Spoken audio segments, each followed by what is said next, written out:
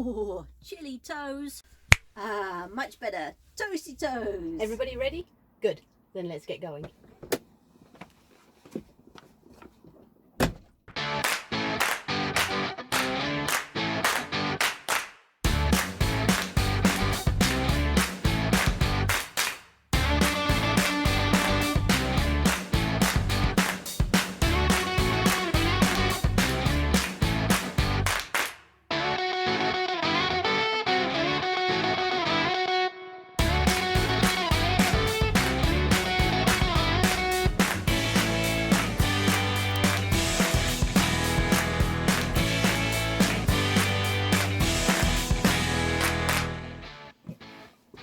Nearly forgot you guys.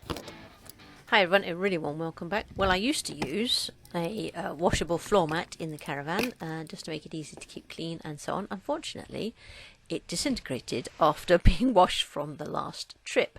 So I spotted a rather nice runner that I liked online, and because it was locked down I thought I'd have a go at making that into a fitted carpet.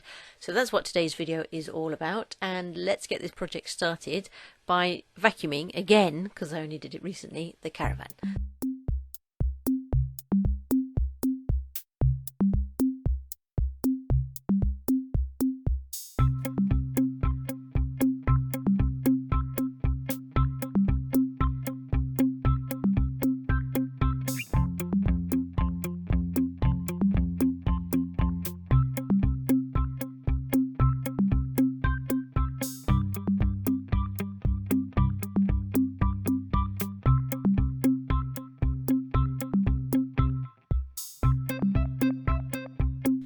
So that's the runner all rolled out and spread out now.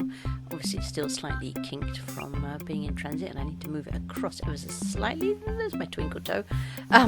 So this is an 80cm wide runner by 3 meters long, and the bit I didn't show before I started filming was that I got a straight edge and made sure that the straight bit under the fridge was in line with the front seat box. So I knew if I put it against there, then that would give us a nice straight line. It seemed a lot easier to do it that way. So to make this a fitted carpet, all I need to do is basically cut out a wedge to get it around that washroom door. So let's have a go at that. Oh, and that reminds me, I need to fix that nasty dent at some point as well.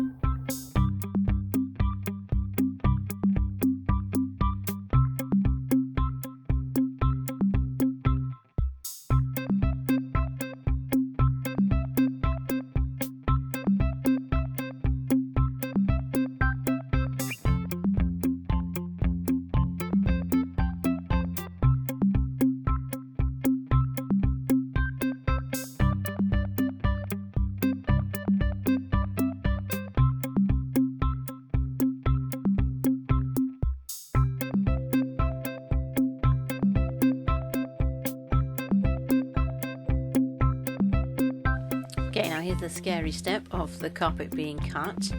I've left obviously as much of the edge bound as possible. So all the way down the long edge, across the short edge, across the short bit up to in front of the wardrobe, and then it's just cut in front of the washroom.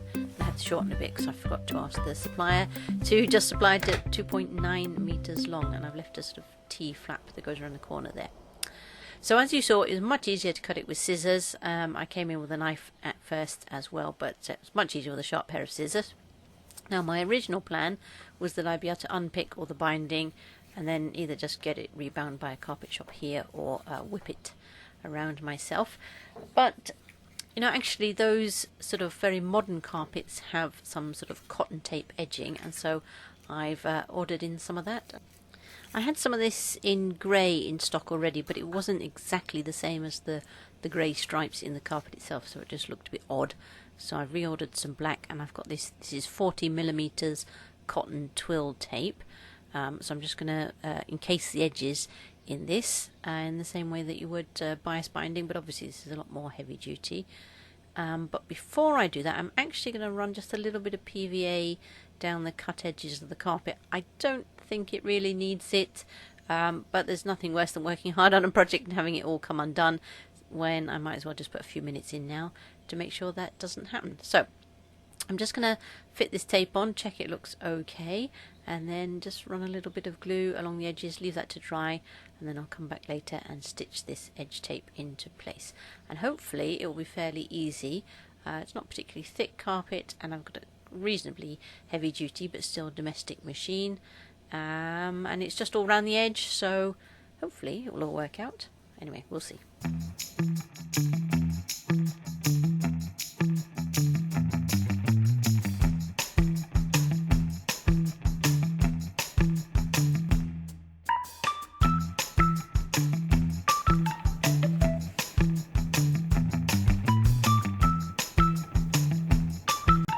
Now I've created a bit of a problem for myself here.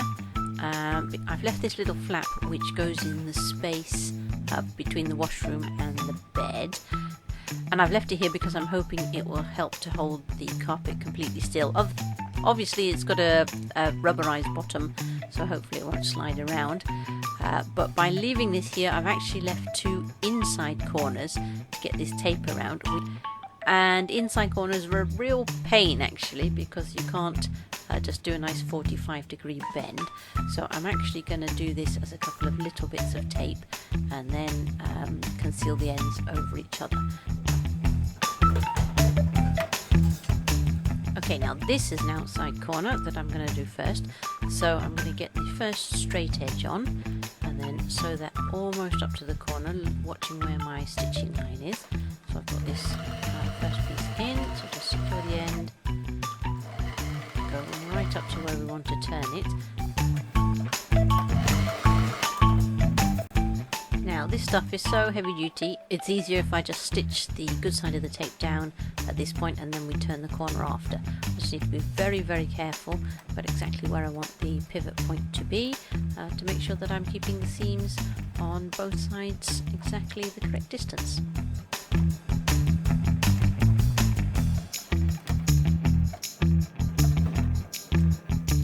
And then your second seam you just lay straight over the top at a 45-degree angle, hold it all in place and stitch it down. I'll try and get you a close-up shot later because I suspect this camera angle is not very good. Anyway, on with the main seams.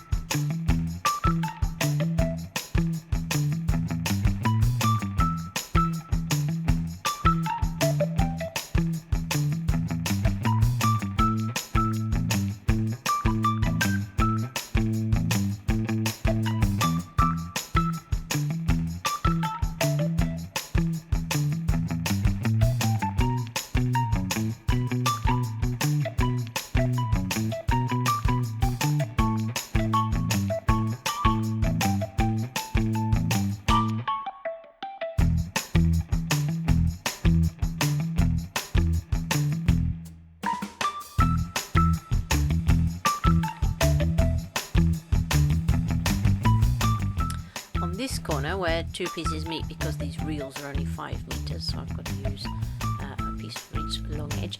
I'm actually going to do a sort of square corner, so I finish the tape off on this short side exactly in the same place that the carpet finishes, and I'm just going to put a few stitches over the end to keep it tidy, because this stuff is cotton tape so it doesn't burn to seal like the polypropylene. I'm just going to put a few stitches in. I might put a little bit of PVA over the top of that as well to hold it in a minute, and then I will do a similar thing with the tape coming in the vertical direction, so that will just overlap over the top and hopefully it will still make a nice flat join, and then I'll just put a few stitches in to hold that nice and still and tidy. Actually, I changed my mind. It was looking a bit odd square, so I'm actually going to fake a folded corner. So rather than put it square along the edge here, I'm just going to twist this tape over to give me a nice 45-degree angle, and then I'm actually going to stitch it down just like that, so it looks like a folded corner like all the other external corners have been. Okay, now this is one of the two tricky internal corners. So you can see I left a bit till the end because I certainly didn't want to start on an internal corner. So I've left myself an extra length of tape here. And I'm going to do a similar thing here. I'm going to fake a bend in the fabric to get the two bits to meet together. So I've got to fold the tape to 45 degrees just at the end there, so that the piece of tape coming horizontally meets with the piece of tape coming vertically in an internal mitre corner. So just need to get the folds in the right place and stitch those down, and I'll probably join them with a few little invisible hand stitches in a minute just to make sure they stay absolutely still and the mitre doesn't sort of open slightly when you walk on the carpet. That's the plan anyway.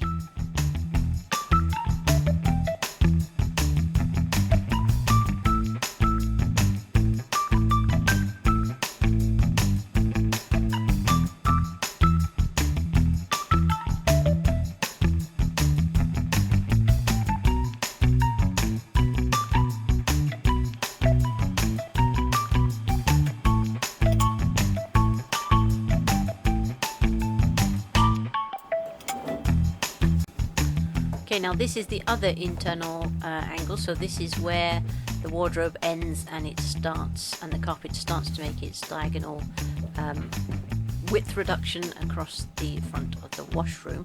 So you can see I've left an extra bit of tape on the end here as well.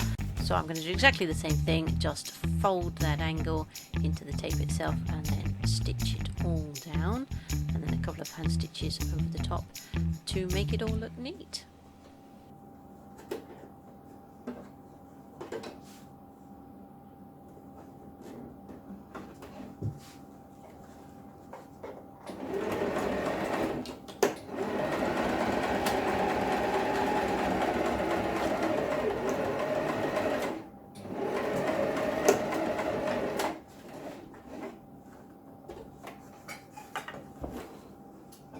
Right, very last little bit of tape to get into place just across this diagonal to join the two inner corners.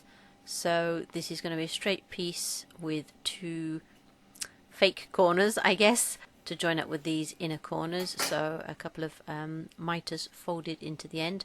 Of course the back will not join perfectly, but that's on the underneath, so it doesn't matter. As long as the top has a very precise set of 45-degree corners, I'm happy.